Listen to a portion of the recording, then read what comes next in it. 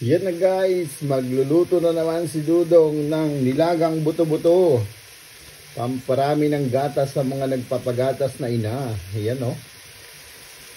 Update ko kayo mamaya paglalagay ko ng mga gulay. Okay, mama. Yan na guys, lalagyan na natin ng sabaw. Papakuluan natin sa pressure cooker.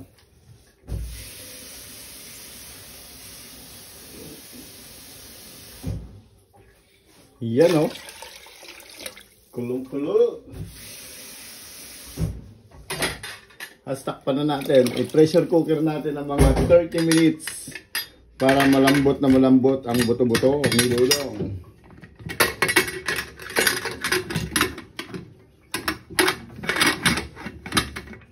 Yan o.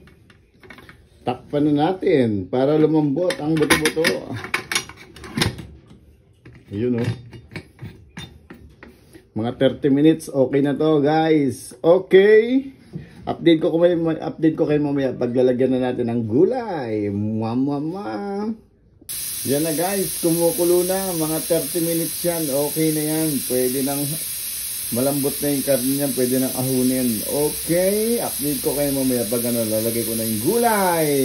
Yahoo! Yan na guys, lalagyan natin ng mais. Lagyan na natin ang ating mais para lumasa. Papakuluan natin ulit. Tapos, lagyan natin ng patis. Ng patis, this. Ayan o. Wala ng patis na ubos na. Lagyan natin ng asukal. Ay, asukal. Asin. 1, 2, 3, 4, 5, 6, 7. Okay na yan. Tapos paminta. Yan, paminta. Tapos pag kumulo na yan guys, luto na yan. Ano pang inaantay? Kainan na.